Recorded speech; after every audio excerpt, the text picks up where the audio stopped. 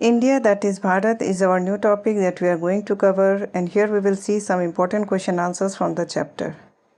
So there are total 10 question answers. Let us start. So the first question is, what is civilization idea of Bharat? So answer is, from civilization perspective, Bharat is understood as more than a modern nation state. It refers to a long-standing civilization whose identity developed over thousands of years ago through sheer cultural, philosophical, and historical tradition, even though the political boundaries and kingdom change over the time. Question number 2 is, how has the concept of Bharat evolved through history? Historically, Bharat has referred to a cultural sphere connected by pilgrimage routes, trade network, philosophical school, language, literature, and religious tradition, rather than by a single continuous political empire. Question number 3 is, how was India known in ancient times and what do the Rig Veda and the Mahabharata tell us about it? In ancient times, the Indian subcontinent was known by different names.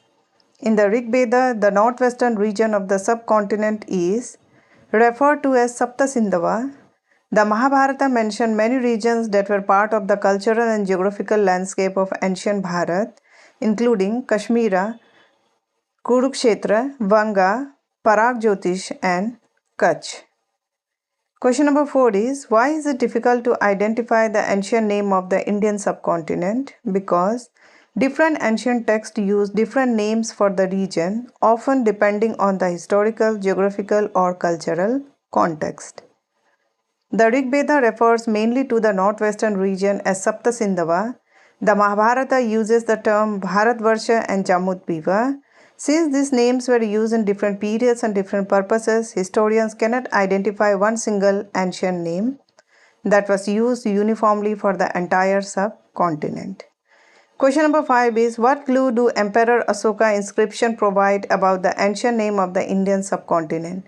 In one of his inscriptions, Asoka used the term Jambudvipa to describe his realm.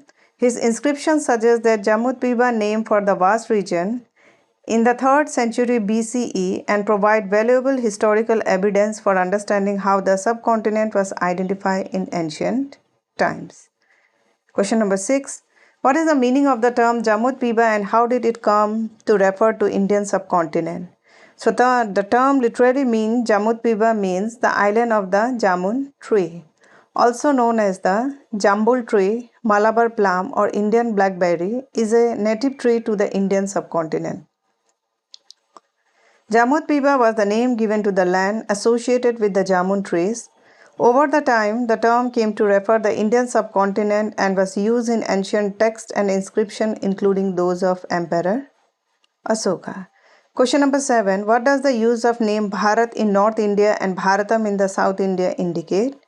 So it indicates that different parts of the country adopted a similar name for India despite differences in languages and regional tradition.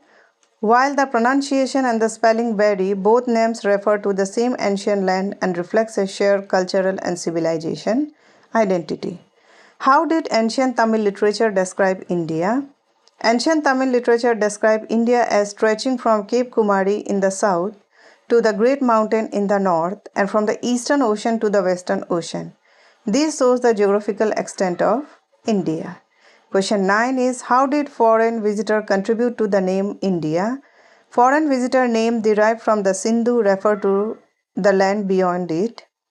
The Persian pronounced Sindhu as Hindu, while the Greek used the term Indoi referring to the people living near the Indus River. Over the time, this name evolved into the modern name India. The Chinese also referred to India with names such as Hindu or Hindu, which were also derived from the word Sindhu, that is Indus River. This shows how different civilizations adopted variation of the ancient name Sindhu, eventually contributing to the name India. Question number 10. How did the term Hindustan come into use? So the name Hindustan was first used in Persian inscription about 1800 years ago. It was derived from the Persian word Hindu, which referred to the land beyond the Indus Sindhu River. Later Persian-speaking rulers and invaders such as Turk, Afghan and Mughals widely used the term Hindustan to refer to the Indian subcontinent, especially northern India. So these are the 10 important question answers from the chapter that is India, that is Bharat. I hope this is going to help you, and if you reach watching until the end, then thank you so much for watching the video.